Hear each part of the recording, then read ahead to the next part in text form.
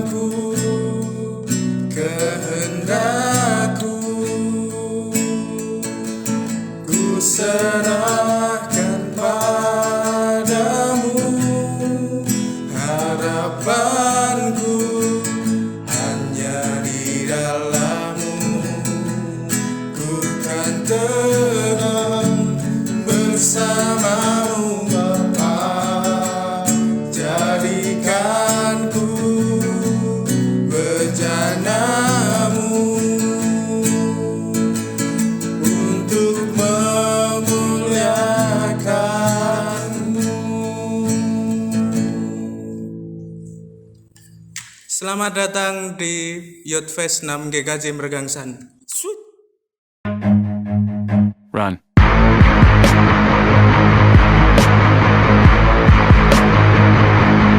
Selamat pagi, siang, sore, dan malam teman-teman. Pada saat ini sudah mengudara podcast Youth Fest 6 GKJ Mergangsan dalam rangka PA Klasis Yogyakarta Selatan. Timnya banyak ya. Saya Edo, dan pada saat ini saya sedang sama Pak Pendeta Hendra. Kita mau bicara atau mengobrolkan tentang Musa, apapun tentang Musa. Kalau teman-teman mendengar sesuatu tentang Musa itu biasanya tuh soal dua loh batu. Aku tahunya cuma itu, sebatas itu. Mungkin sebatas itu. Terus kemudian kalau Musa itu ya adalah satu tokoh yang berhasil keluar dari pembunuhan bayi di masa itu ya. Benar ya. Benar. Terus yang dihanyutkan ke sungai Sungai Nil ya? Sungai Nil ya. Nil. Berarti itu banyak kuda Nilnya. Ya, jadi PA atau persekutuan kali ini lebih banyak gojeknya mungkin ya, karena yang pertama, kalau saya sendiri udah bosen maksudnya dengan konsep ibadah yang serius. ya Pak, Memang seperti itu ya. Jadi kita butuh suasana baru yang kemudian ya mungkin bisa menyegarkan kita gitu kan. Ya menurutku loh, maksudnya ini preferensiku. Mungkin kalau teman-teman wah ini konten ini nggak bermanfaat, ya udah nggak usah ditonton. Kan gampangnya gitu, nggak masalah ya. Balik lagi soal Musa Pak. Itu Musa kan aku ya ngertinya cuma itu, maksudnya cuma sebatas dua loh batu dan membawa teman-teman kita orang Israel menuju ke tanah Kanaan itu. Nah, di balik itu ya, maksudnya dua cerita itu, dua fakta itu, ada fakta lain nggak sih soal Musa? Iya. Kalau berbicara mengenai fakta lain sebenarnya banyak. Tetapi alangkah lebih baiknya kita mencoba untuk melihat sejarah munculnya Musa ini kepiye to janjane gitu loh. Oh iya, Kenapa kemudian Musa ini jadi tokoh yang penting kan gitu. Iya sih ya. Nah, mungkin lebih baik kita melihat sejarahnya terlebih dahulu. Nah, Gini teman-teman pemuda Kompa Klasis Yogyakarta Selatan, kalau kita mau melihat sejarah sebelum Musa lahir, sebelumnya waktu itu adalah kita berangkat dari keturunan Yakub. Nah, Yakub ini punya anak yang kita kenal itu adalah Yusuf. Nah, Yusuf dalam cerita Yakub, dia adalah pribadi seorang anak yang sangat dicintai, sangat dikasihi oleh ayahnya. Oh ya. Sehingga dari situ memunculkan kecemburuan bagi saudara-saudaranya yang lain. Oh ya, terus gitu. Ada cerita yang dihakimi saudara-saudaranya ya, bagaimana itu ya? Salah satunya itu. Jadi pada saat itu karena muncul kecemburuan dalam pribadi saudara-saudaranya Yusuf, hingga kemudian saudara-saudaranya yang lain ini dia membuat strategi untuk menghilangkan Yusuf. Iya, ada ceritanya juga di Alkitab. Nah, itu dapat kita lihat di dalam Kejadian pasal yang ke-32. Nah, Kejadian 32. di situ diceritakan dengan jelas bagaimana kemudian Yusuf ini sebenarnya rencana awal ingin dibunuh oleh saudara-saudaranya. Tetapi kemudian saudara tertua namanya Ruben, dia kemudian mengurungkan niatnya untuk membunuh Yusuf. Sehingga kemudian Yusuf ini dimasukkan di sebuah sumur dan ia dijual ke Mesir untuk menjadi budak. Oh ya. Ceritanya gitu, ya kan? Nah, setelah kemudian Yusuf ini dijual, ia kemudian dibawa ke Mesir karena Yusuf ini punya potensi yang besar. Dia punya kemampuan untuk memimpin, dia juga punya kemampuan untuk menafsirkan mimpi. Hingga kemudian pada saat itu Fir'aun meminta agar seseorang itu dapat menafsirkan mimpinya. Oh iya. Berkaitan dengan kehancuran Mesir. Awalnya itu. Berarti untuk apakah kasarnya untuk melihat kedepannya Mesir seperti apa, tapi yang ditafsirkan adalah yang negatif. Iya, mimpinya Fir'aun. Oh iya, mimpinya. Ya, gitu. Nah, terus kemudian dari situ tidak ada orang yang bisa menafsirkan mimpi itu, sehingga kemudian Yusuf ini tampil. Yusuf tampil, kemudian ia berhasil menafsirkan mimpinya Fir'aun, sehingga kemudian Yusuf ini diangkat menjadi pemimpin di bangsa Israel. Dan akhirnya dari tafsirannya itu kemudian Yusuf membuat semacam plan agar bangsa Mesir ini tidak mengalami kehancuran di musim kekeringan dengan cara mengumpulkan makanan, menyimpan dan sebagainya. Itu yang kemudian dilakukan oleh Yusuf. Dan akhirnya bencana atau mimpi daripada Fir'aun itu terjadi. Pada saat itu terjadi musim kelaparan, bencana kelaparan, musim paceklik lah. Orang-orang Israel karena tidak melihat adanya bencana itu, mereka tidak siap. Sehingga kemudian bangsa Israel ini mencari makanan ke tanah Mesir. Kan? Nah, posisinya pada saat itu karena Yusuf ini sudah berhasil menafsirkan mimpi, dia menjadi pemimpin bangsa di Mesir. Di situ dia kemudian ketemu sama keluarganya yang membuang dia. Iya, ketemu sama saudara-saudaranya itu. Iya, benar. Karena kan dulu ceritanya kan memang Yusuf ini dibuang karena itu tadi ya. Ya, terus kemudian karena bencana alam itu, kelaparan, orang-orang Israel ini datang ke Mesir untuk meminta bantuan dan di situ ketemu sama Yusuf. Akhirnya kemudian bangsa Israel boleh melewati musim kelaparan itu dengan baik. Nah, berangkat dari situ kemudian yang terjadi adalah orang-orang Israel ini banyak yang mendatang ke Mesir. Iya, mereka kemudian berdomisili di Mesir. Akhirnya orang-orang Israel itu semakin banyak di Mesir dan kemudian Yusuf meninggal. Nah, karena banyaknya jumlah orang Israel di Mesir, muncul ketakutan di Raja Fir'aun. Jangan-jangan nanti orang Israel akan menguasai bangsa Mesir, ya kan? Gitu. Terus makanya ada, ya aku pernah baca ya, maksudnya baca beberapa literatur itu kenapa alasannya orang-orang Israel dipekerjakan kerja rodi di Mesir. Benar. Salah satunya karena itu, karena muncul ketakutan sehingga kemudian bangsa Mesir ini membuat strategi, membuat rencana untuk menekan jumlah orang-orang Israel.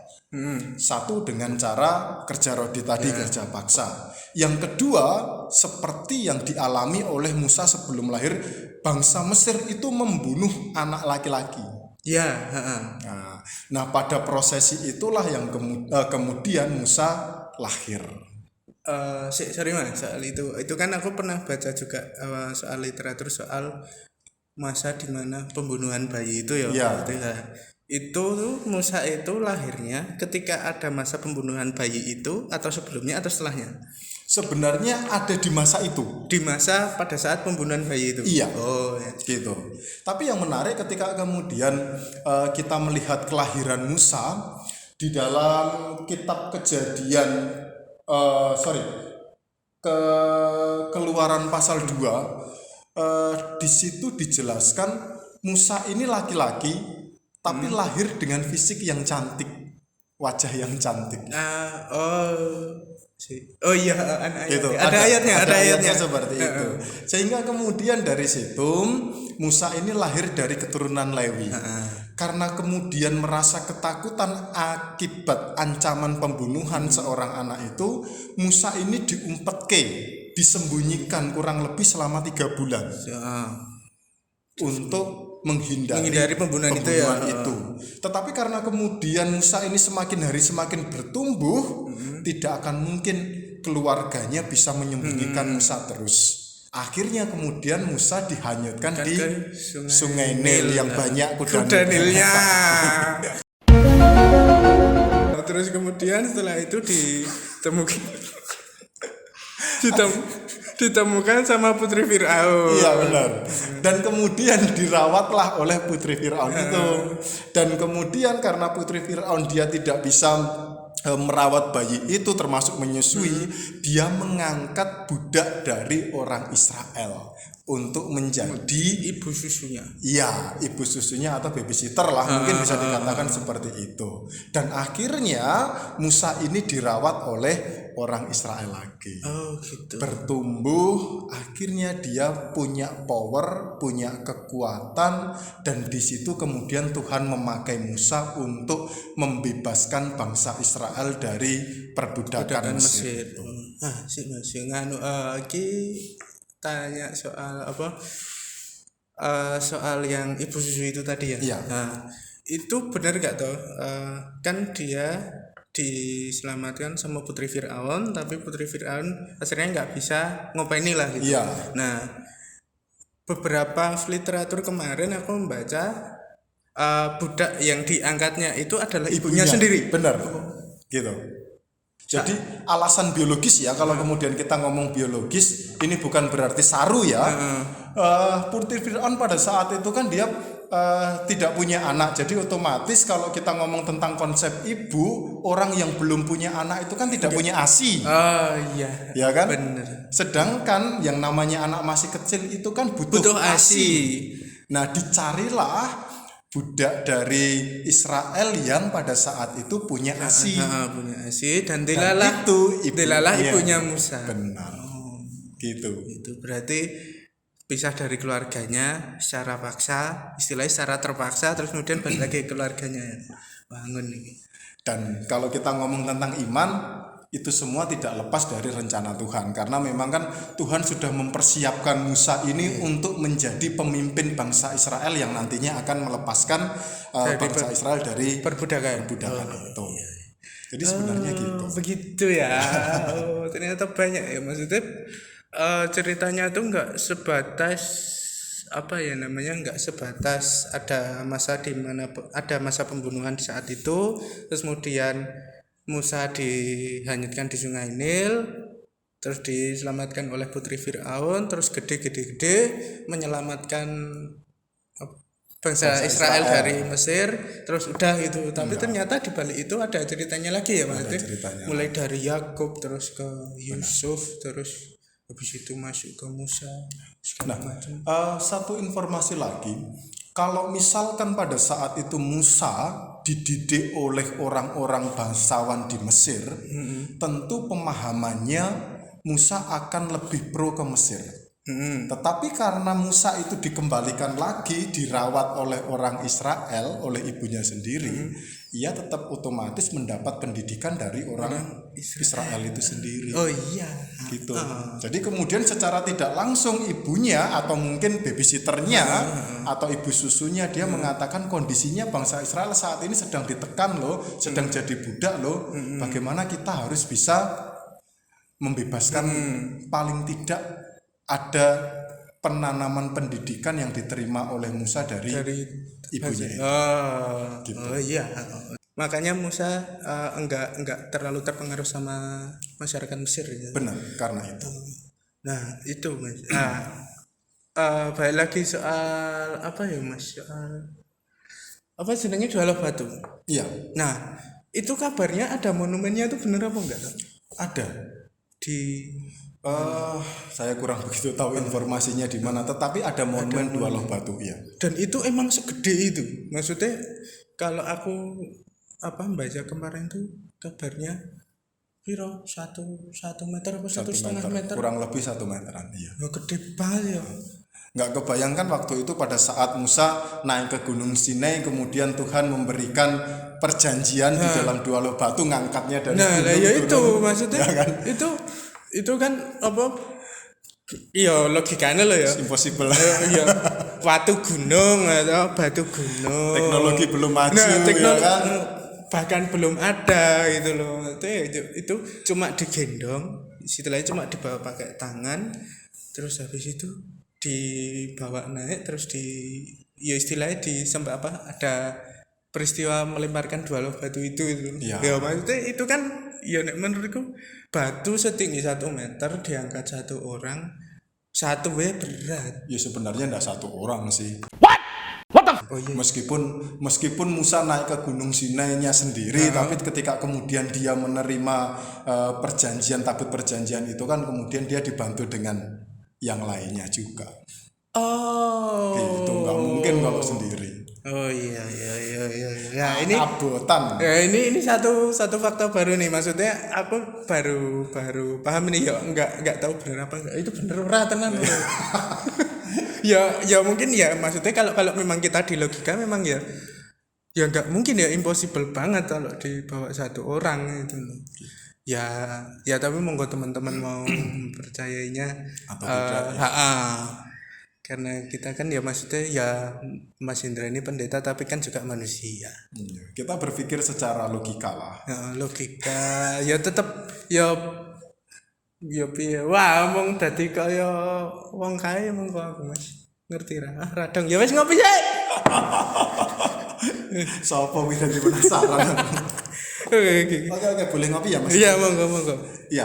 Ya, monggo. Ini kita sambil santai ya teman-teman, sambil ngopi. Monggo teman-teman, ini aku tahu teman-teman ngelihatnya ini juga sambil tiduran, sambil ngecas HP, atau sambil makan mungkin, atau bahkan bareng-bareng sama teman-teman di gereja ini. Boleh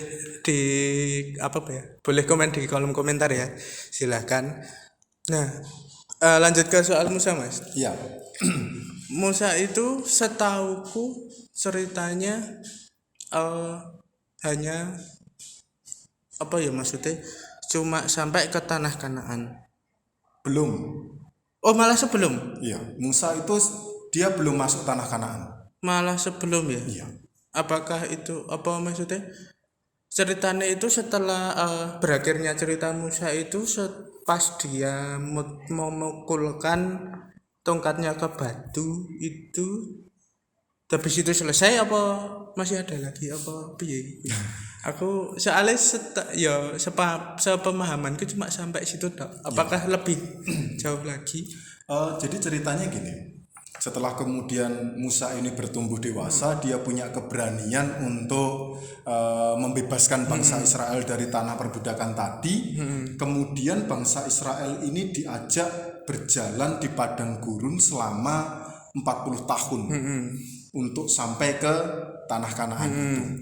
Nah, di tengah proses perjalanannya ini, Musa ini boleh dikatakan dia sambat sama Tuhan. Ada hal yang kemudian membuat Musa ini marah kepada Tuhan. Kemudian dari situ karena ia kecewa, ia memukulkan tongkatnya di batu. Benar tadi seperti yang dikatakan Mas Edo. Sehingga kemudian perjanjiannya yang rencananya bangsa Israel beserta dengan Musa itu masuk ke tanah Kanaan, rupanya karena kekecewaannya Musa, Tuhan menghendaki agar Musa ini tidak bisa masuk di tanah Kanaan. Akhirnya kemudian Musa memberikan tongkat estafet kepemimpinannya ke Yosua. Gitu. Nah, nanti akan diteruskan oleh Yosua, dan Yosua beserta dengan orang-orang Israel itu nanti yang akan bisa masuk ke tanah Kanaan. Tapi yang menjadi catatan satu, Mas, orang-orang yang masuk di tanah Kanaan itu adalah generasi baru. Generasi baru. Berarti setelah bangsa Israel yang diselamatkan itu apa itu? Iya. Maksudnya? Artinya gini, katakanlah bangsa Israel ini yang diselamatkan dari tanah Mesir itu sebagai generasi A ya. Selama kurun waktu kurang lebih 40 tahun, di situ banyak bangsa Israel yang meninggal. Karena mereka tidak taat sama Tuhan, akhirnya dihukum dan meninggal sebagainya. Tetapi di situ juga terjadi sebuah regenerasi. Mereka di situ juga ada yang melahirkan, ya.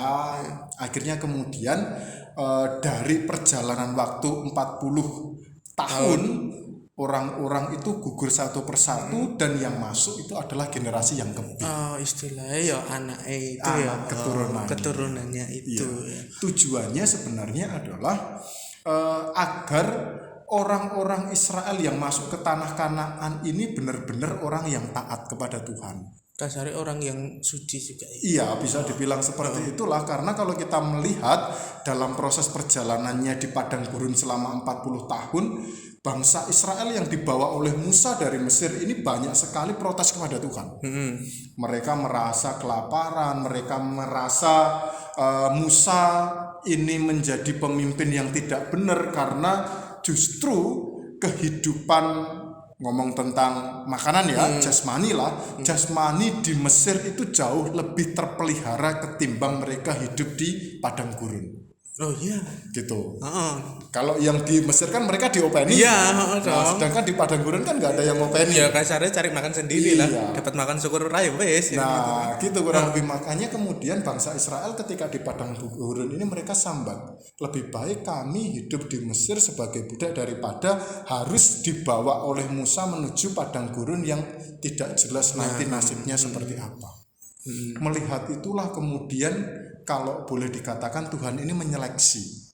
Sing taat sing gerge siji gitu. Apakah itu yang dimaksud dengan seleksi alam? Mungkin.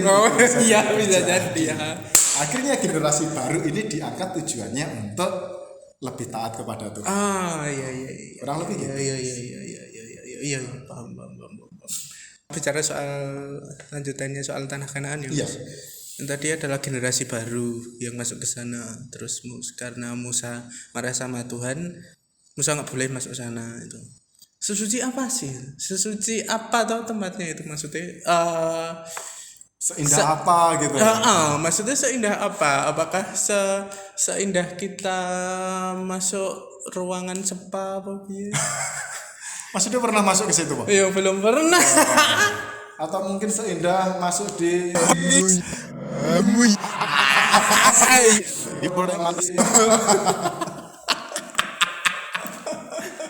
Nah, gambaran tanah Kanaan itu merupakan gambaran di mana tanah itu berkelimpahan secara jasmani. Di situ banyak melimpah madu dan susunya. Artinya ketika bangsa Israel masuk tanah Kanaan itu bangsa Israel tidak akan kekurangan secara jasmani. Dan itu adalah tanah yang dijanjikan oleh Tuhan. Tetapi untuk mencapai tanah Kanaan itu bangsa Israel harus melawan banyak suku. Suku Het, suku Dan, macam-macam itu yang orangnya tinggi besar dan sebagainya. Nanti proses melawannya itu bersama dengan Yosua yang nanti akan melawan bangsa-bangsa di tanah Kanaan. Lagi soal Yosua aku nggak baca nih, maksudnya cuma sebatas sampai ya, ke tapi Musa gambarannya sih tanah Kanaan itu merupakan gambaran di mana seseorang yang masuk di dalamnya tidak kekurangan. Ya wis bakal di istilahnya ya wis kamu masuk situ ya udah nggak usah khawatir apapun gitu. Kurang lebih seperti itu. Kasarnya makan ya tinggal makan, minum tinggal minum gitu ya. Hidup tentram, aman, damai, amin. Balik lagi soal Musa nih Mas. Ya. Ini kan kabarnya kan dia juga banyak melakukan mujizat ya. Ya. Nah, mujizat itu dari yang yang tongkatnya jadi ular. Bener. Terus membelah lautan, terus apa jenenge menurunkan roti mana, Nah, termasuk itu. Nah, itu kan apa ya? Berarti kan ya kalau itu kan pada ini aku membandingannya dengan perjanjian baru juga ya Mas. Iya. Sorry lagi. Perjanjian lama itu ada Musa, orang yang banyak melakukan mujizat itu. Dan di perjanjian baru yang sering melakukan mujizat adalah Yesus. Oke. Adalah Yesus. Nah, banyak berita yang berterbangan, banyak berita yang menganggap Musa adalah Yesus, Yesus adalah Musa, atau maksudnya ya kedua tokoh itu adalah sama. Bener gak tuh? Sakjane. Sebenarnya berbeda Mas Edo. Karena yang sangat mencolok perbedaannya adalah Musa melakukan mujizat itu atas kehendak Tuhan. Sedangkan Yesus melakukan mujizat itu atas kehendak pribadi. Cara gampangnya nek basa Jawa, Musa melakukan kehendak Tuhan ini dikongkon. Nek Gusti Yesus itu melakukan mujizat itu karena dirinya sendiri. Bedanya di situ. Aku pengen ngelakoni ku ya. Iya, bedanya gitu. Contohnya. Kalau Musa tadi mujizat yang seperti Mas Edo katakan membelah lautan, terus kemudian menurunkan roti mana, burung puyuh dan sebagainya. Musa dapat melakukan itu karena dia berkomunikasi dengan Tuhan Allah. Sehingga ketika kemudian Musa ini sedang ada dalam pergumulan, Tuhan Allah menyatakan mujizatnya melalui Musa. Seperti halnya ketika bangsa Israel pada saat itu dioyak-oyak oleh Mesir, mereka kebingungan terus kemudian mentok di laut itu. Akhirnya kan Musa minta tolong kepada Tuhan. Iki piye carane ben aku iso terbebas dari kejaran orang-orang Mesir. Akhirnya Tuhan mengatakan pukullah tongkatmu itu ke lautan itu, maka laut nanti akan terbelah dan sebagainya. Artinya Tuhan itu menyuruh Musa untuk melakukan mujizat itu hingga terjadi. Ya kan? Termasuk yang roti mana kurang lebih sama sih. Nah, kalau Yesus enggak. Contoh seseorang yang sakit pendarahan. Dia menjamah jubahnya Yesus saja langsung sembuh. Terus kemudian orang yang sakit lumpuh diusung oleh kawannya datang ke Yesus. Yesus mengatakan bangkitlah, berjalanlah, dia bisa berjalan. Terus kemudian Yesus menyembuhkan orang yang sakit kusta, buta, diolesi tanah di matanya. Itu kan langsung. Yesus tidak kemudian meminta Tuhan piye carane. Tapi dia langsung melakukan mujizat itu. Bedanya di situ. Makanya kemudian pribadi Yesus dan Musa itu adalah pribadi yang berbeda. Pada dasarnya ya memang beda. Beda. Ya. Secara langsung dan secara tidak langsung. Secara tidak langsung. Gitu sih. Ini perbedaannya itu. Nah, soalnya kan apa ya? Ya aku ada pertanyaan itu tuh. Sempat ada perdebatan juga nih, maksudnya aku ngepost poster kemarin itu ada beberapa teman yang menanyakan soal itu, terus akhirnya sempat berdebat juga ya. Tapi daripada aku bingung jelaske aku ki siapa ta, ya udah terus ya udahlah tak angkat sekalian di konten kali ini gitu. Kemarin sempat ada pertanyaan juga di komentar nih, kita bacakan iki. Nah, ini ada satu pertanyaan dari Mbak Maria Kristrini GKJ Patalan. Ya. Iki ya tak bacakan. Kita semua tahu bahwa Musa yang membawa bangsa Israel menuju tanah perjanjian, tanah Kanaan itu. Bukan dengan hal yang mudah, bahkan banyak hal yang mereka hadapi, kelaparan dan segala macam. Tapi kita juga tahu bahwa Musa sendiri tidak dapat masuk ke tanah perjanjian tersebut, ya karena marah itu tadi ya Mas. Jadi yang ingin ditanyakan oleh Mbak Maria, bagaimana supaya kita tetap ikhlas melakukan hal apapun tanpa mengharapkan imbalan. Belajar dari Musa, dia yang menuntun bangsa Israel tapi tidak menikmati hasilnya. Bagaimana dengan kita? Bagaimana cara ikhlas melakukan sesuatu meskipun kita tidak tahu akhirnya kita bisa menikmati buahnya atau tidak? Wah, ini pertanyaan nih.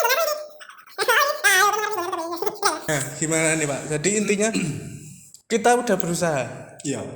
tapi istilahnya eh, kita udah berusaha, kita udah percaya seutuhnya nih dengan usaha kita, tapi kok kok malah hasilnya enggak sesuai yang kita harapkan. Nah, Dewi itu piye?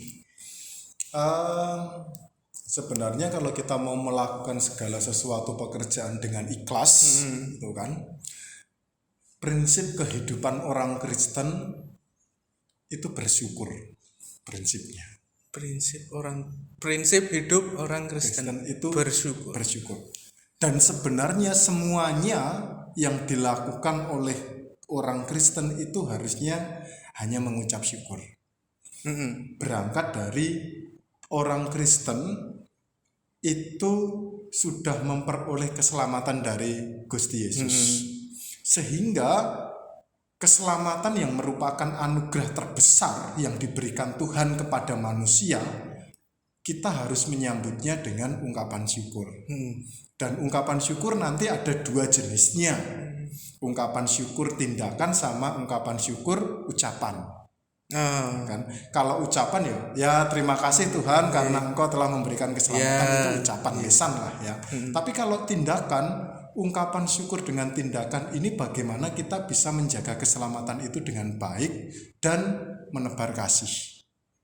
Jadi ketika seseorang itu melakukan kasih, itu wujud ungkapan syukur. Dan ketika kemudian seseorang sudah punya prinsip bahwa kasih yang saya berikan ini adalah ungkapan syukur, maka di situ akan muncul yang namanya keikhlasan. Gitu kan? Karena misalkan saya persembahan nih kepada gereja, itu kan konsepnya ungkapan syukur kan. Saya tidak kemudian wah aku persembahanku gede, engko aku oleh apa ya teko gereja. Kan ngono toh? Nah, konsepnya ungkapan syukur dengan tindakan, ketika semuanya itu didasarkan dengan ungkapan syukur, maka sudah tidak akan ada embel-embel ataupun bahasanya imbalan. Termasuk juga melakukan ungkapan syukur dengan tindakan mengasihi. Saya mengasihi Mas Edo, ya wes itu cukup, karena itu rasa syukur saya. Perkara kemudian nanti Mas Edo nutuk saya teko mburi, ya urusan keri ngerasani aku ya terserah, yang penting saya sudah mengasihi itu. Artinya ketika kemudian saya melakukan itu dengan ungkapan syukur, saya ikhlas, maka apapun yang dilakukan oleh Mas Edo saya tidak akan mempermasalahkan, gitu. Jadi itu yang kemudian menjadi penting agar kita ini bisa ikhlas dalam melakukan segala sesuatu. Dan kalau kita bisa menanamkan prinsip ungkapan syukur dalam kehidupan ini, dari doa yang kita naikkan setiap hari, itu akan kelihatan mana orang yang benar-benar sudah bisa mengucap syukur atau belum. Orang yang sudah mengucap syukur dengan benar-benar, biasanya doanya cuma terima kasih Tuhan karena Tuhan memberkati kehidupan saya, terima kasih Tuhan karena sudah menuntun dalam studi saya, terima kasih Tuhan karena sudah dapat pasangan yang baik, terima kasih Tuhan karena sudah mendapatkan orang tua yang sangat pengertian. Tidak akan ada sambat-sambat, duh Gusti gimana sih kok saya banyak masalah, gimana sih kok saya ini lagi gini, gimana sih pacar saya kok, sudah tidak akan muncul itu. Tapi lebih ke ucapan terima kasih. Dan itu jatuhnya akan sangat membuat kita lebih tenang dan damai sejahtera. Tapi angel loh Mas. Benar, susah loh, maksudnya ya secara psikologis orang berdoa itu menurutku adalah di mana berdoa ini adalah saat orang itu meminta. Iya. Benar Bapak gak? kami pun juga menganjurkan untuk meminta. Enggak salah. Tetapi alangkah jauh lebih baiknya jikalau kemudian kita bisa mengucapkan terima kasih. Hanya terima kasih. Kasar. Sebenarnya kalau kita kembali lagi ke kitab Musa tadi, kalau Musa kemudian dia mengucap syukur karena dia dipakai oleh Tuhan menjadi pemimpin bangsa Israel, dia tidak mengeluh dan sebagainya, luar biasa. Mungkin Musa bisa masuk ke tanah Kanaan. Nah. Iya, gitu Mas. Tapi angel lho dadi wong sing iso bersyukur setiap hari.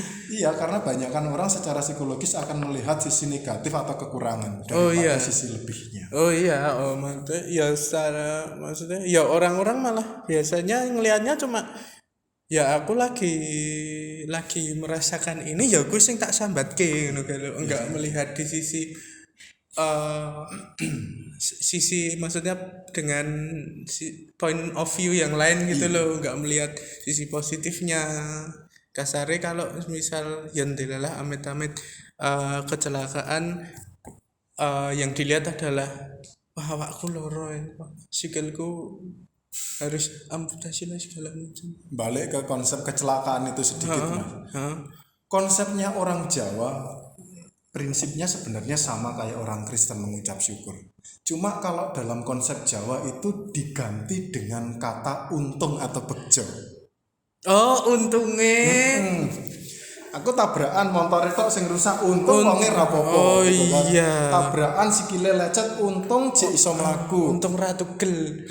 Tabrakan tangane sing tugel untung jek duwe sing sijine untung jek iso mlaku. Oh iya. Termasuk kalau kemudian orang itu tabrakan gagal rotak terus semua badannya patah akhirnya mati. Orang itu pas untung meninggal. Nek orang ndane kepiye engko nek arep nglakoni urip rekosone. Konsepnya gitu.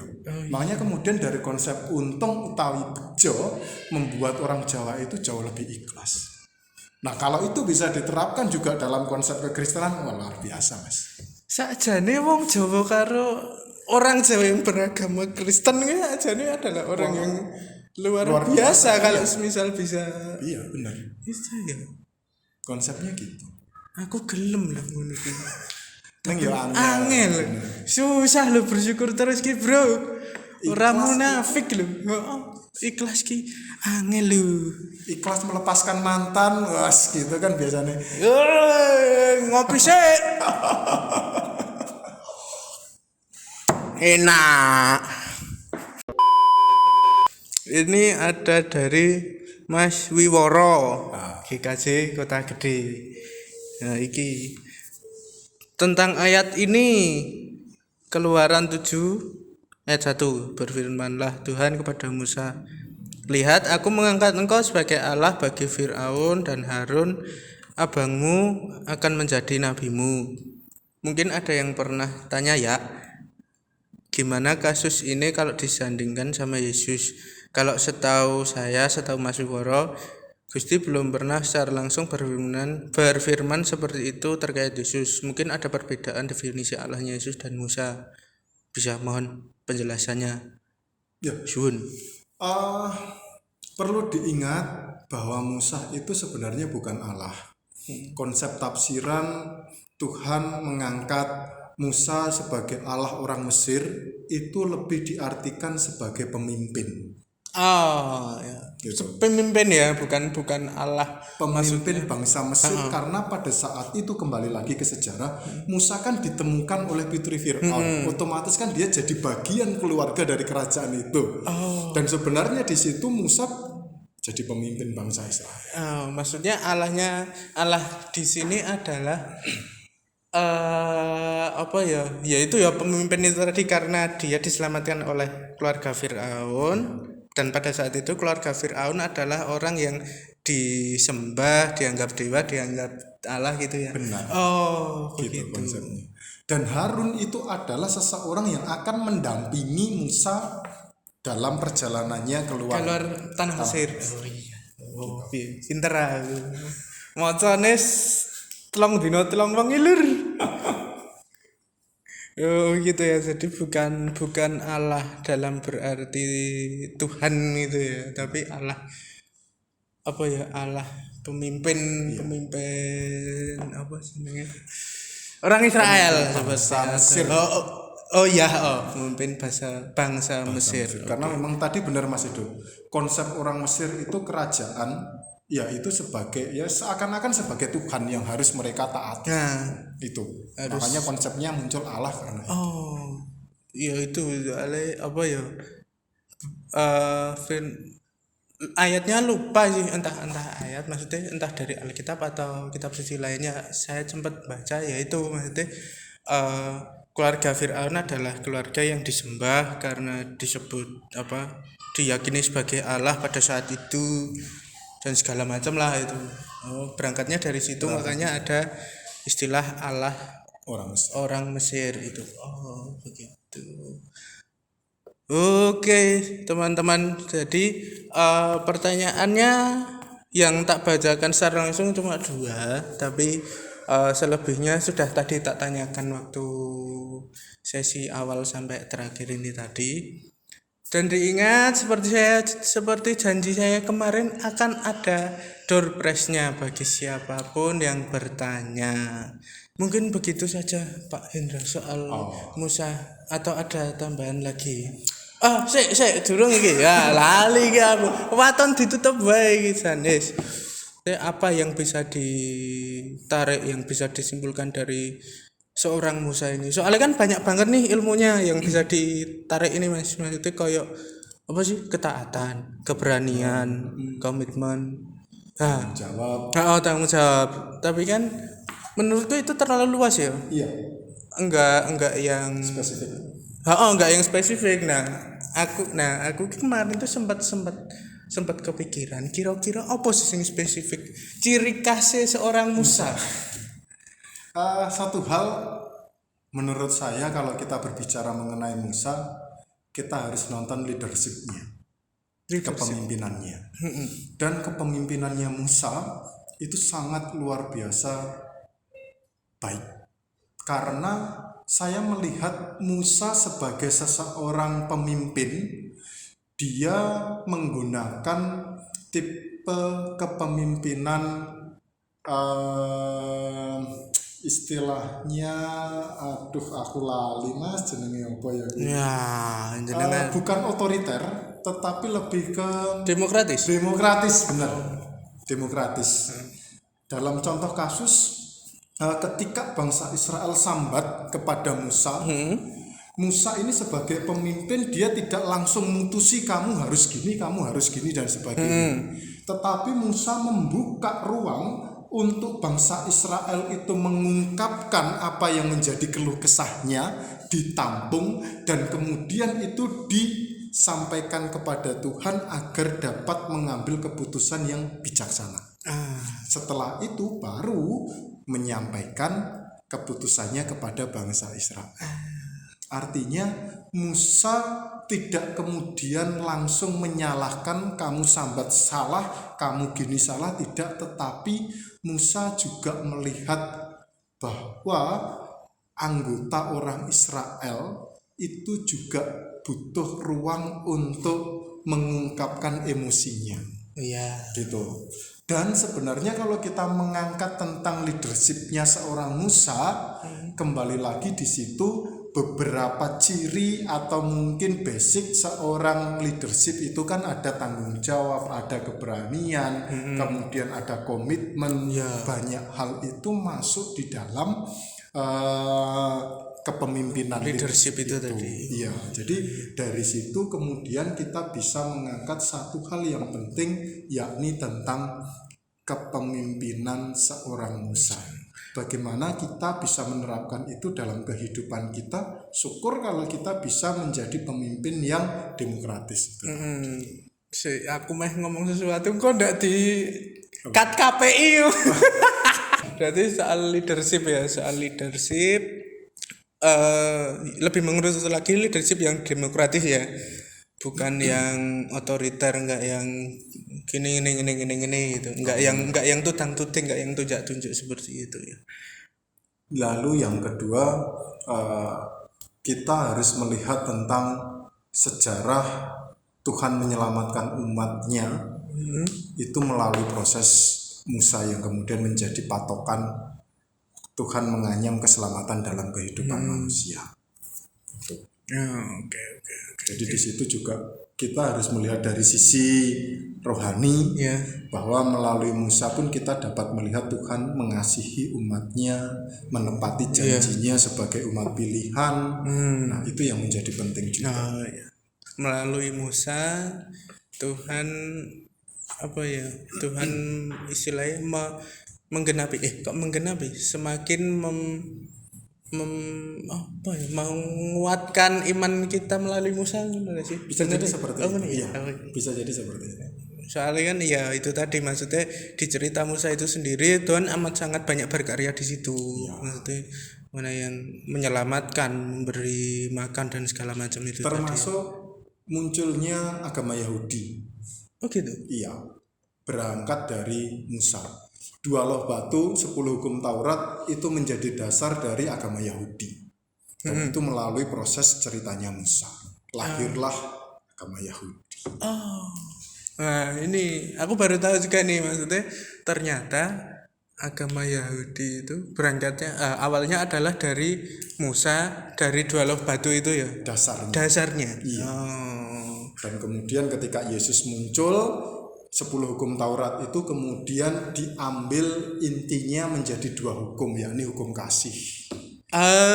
Itu yang kemudian kita pelajari, kita terapkan, kita seringkali dengar di gereja bagaimana Yesus itu mengasihi, itu menjadi pusat ajarannya. Oh alah, jadi hukum kasih itu adalah intisari dari 10 perintah Allah itu. Oh gitu. Gini, logikanya gini. Hukum 10 perintah Allah hafal enggak? Ora. Artinya jangan mencuri, jangan jangan bunuh, jangan mengingini sesamamu, jangan menyembah Tuhan lain, jangan kau menolak cintaku. Jangan kau menolak cintaku.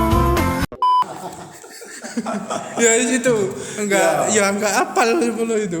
Jadi gini, Mar ditutup rasido to iki ora apa-apa. Bebas, kontenku bebas. Intinya gini, kalau kita ngomong 10 hukum Taurat, ya kan, jangan ada padamu Allah lain di hadapanmu, jangan menyembah bagimu patung yang menyerupai apapun, jangan menyebut Tuhan Allahmu dengan sembarangan, ingatlah dan kuduskanlah hari Sabat.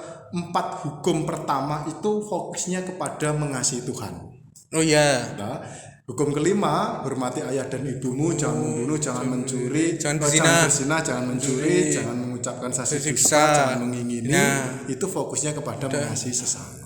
Oh, intinya itu, Mas. Oh iya. Terus makanya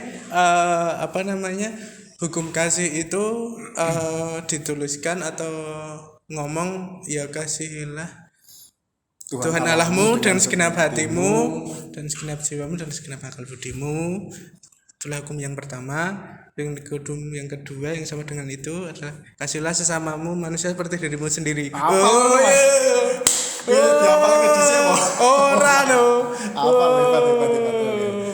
Intinya itu ya. Oh gitu ya. Berarti kurang lebih kita hampir setiap kali ibadah mendengarkan 10 perintah Allah juga dong. Iya, di dalam kasih. Cara enggak langsung ya.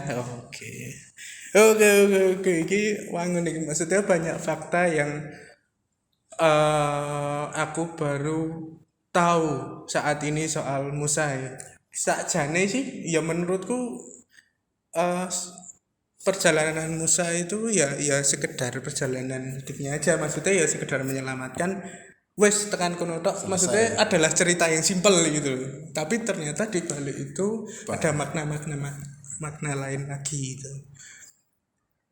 Oke, mungkin begitu saja Mas Indra. Sekali lagi matur nuwun sudah mau membantu teman-teman Mergangsan untuk mengisi di Youth Fest 6 GKJ Mergangsan, acaranya podcast ini. Tapi ini kayaknya bukan podcast, Mas. Podcast ki ora ono visuale. Tapi lebih tepatnya ngobrol ya, mungkin ya. Lebih tepatnya ngobrol. Jagongan santai. Tapi ini pun kayaknya bukan ngobrol. Saya yang minta info dari jenengan kayaknya. Mungkin begitu saja Mas Indra, matur nuwun sekali lagi. Sama-sama. Ya. Untuk teman-teman pemuda Klasis Yogyakarta Selatan, semangat biar kita tetap senantiasa diberkati. Amin. Sebelum ditutup Mas Hendra, ini saya ada kenang-kenangan dari teman-teman GKJ Mergangsan.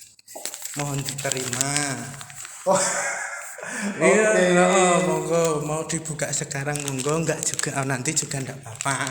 Souvenir apa ini? Souvenir dan salah satu apa ya produk yang bakal tak doorpresskan juga sih. Oh, gitu. Oh. Apa ini?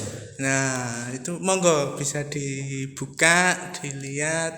Nah, buat teman-teman sekali lagi terima kasih yang sudah bertanya dan jangan menyesal kalau teman-teman nggak tanya ya, karena doorpressnya buat teman-teman yang bertanya aja. Ada kalung cantik atau gelang cantik ini? Wah, itu ini Pak, lihat ini konektor buat masker. Saya pikir kalung. Oh, gitu biar maskernya nggak hilang-hilang. Iya, yang pertama nggak hilang-hilang, yang kedua ini ada edukasinya juga Pak. Gimana? Nah, masker ini kan yang dipakai kan yang dipakai nempel kulit kan yang bagian putih, Iya. ya yang bagian putih. Diusahakan kan ini kan harus bersih nih. Iya. Nah, dengan adanya ini kan otomatis gantung dan nggak kena baju dan ketutup gitu kan, otomatis ketutup. Pun masih bisa kebuka gini ya, ini ada beniknya nih. Dibuka, centelin sini, otomatis ketutup juga, lebih aman, Cai. Oh, ada edukasinya nih. iya, paling tidak menghindari virus corona nempel di yang dalam ya. Yes, betul loh. Piye? Termasuk ini ada vitamin Nah, itu ada vitamin untuk menjaga imun. ya. Imannya terjaga melalui podcast Jagongan Santai, imunnya melalui Vitamin. Oke, makasih banyak Mas Edo. Matur nuwun sekali lagi buat Mas Hendra. Oke, akhirnya kita berada di ujung acara. Sekali lagi terima kasih buat teman-teman yang udah nonton. Terima kasih buat Mas Hendra sekali lagi. Sama-sama. Matur nuwun buat teman-teman yang sudah membantu saya. Enggak afdol kalau Yotfest itu enggak ada bintang tamunya ya. Ini ada bintang tamunya nih, acara cuman kayak gini aja itu ada bintang tamunya. Siapa Mas? Namanya Metusalah. Apa itu? Nah, itu adalah salah satu grup band yang yang didirikan atau dirilis pada saat acara apa kayak Rayon Klasis. Oh. Nah, itu Sinode. ya Sinode itu adalah band ska, band ska rohani itu. Nah, dan kita akan bukan mengundang sih, lebih tepatnya akan menutup acara ini dengan mendengarkan memutar lagu apa jenenge, telah lama aku cari-cari judulnya apa? Pekerja Kristus ya, pekerja Kristus. Judulnya Pekerja Kristus, versinya Metusalah. Dan di situ kita akan bernostalgia juga masa-masa kita sebelum pandemi, dengan harapan ya semoga kita bisa berkumpul lagi Pak. Iya. Biar nggak cuma podcast kayak gini lah, bosen juga. Semoga pandemi juga segera berlalu. Amin. Proses vaksinasinya juga segera terrealisasi ya, semuanya. Ya, jadi kita juga semakin aman ya mau melakukan atau menyelenggarakan event itu ya. Oke, sekali lagi matur nuwun. Acara hari ini, acara podcast ini kita akan tutup dengan Metusalah. Selamat menikmati teman-teman. Matur nuwun. Dadah.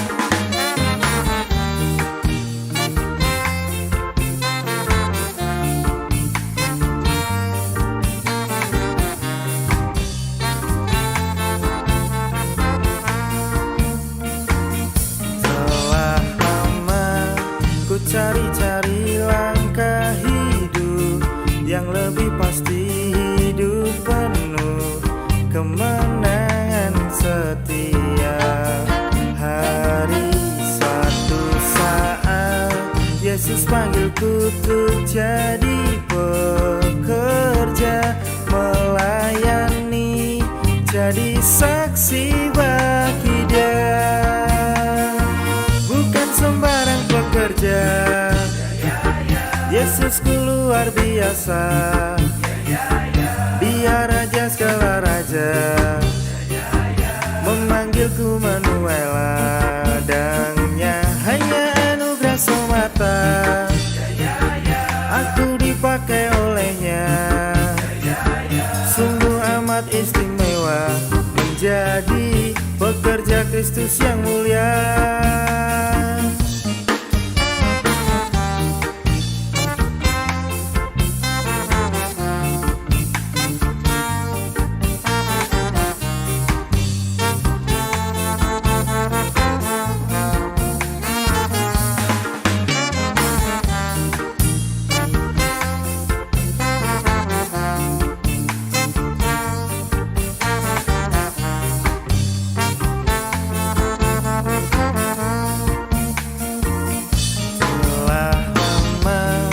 Ku cari-cari langkah hidup yang lebih pasti, hidup penuh kemenangan setiap hari. Suatu saat Yesus panggilku untuk jadi pekerja, melayani, jadi saksi bagi Dia. Bukan sembarang pekerja, Yesusku luar biasa. Dia raja segala raja, memanggilku menuai ladangnya. Hanya anugerah semata, aku dipakai olehnya. Sungguh amat istimewa menjadi pekerja Kristus yang mulia.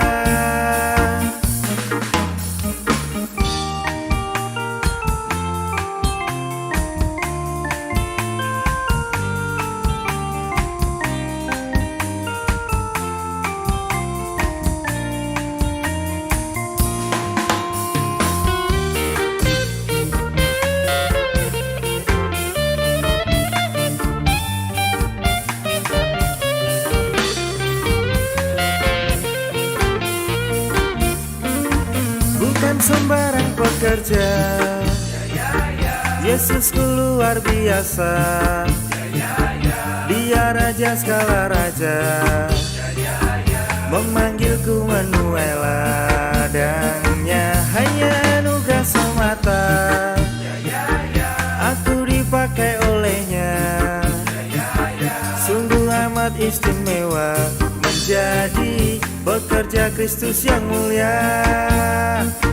Sungguh amat istimewa menjadi pekerja Kristus yang mulia. Sungguh amat istimewa menjadi pekerja Kristus yang mulia.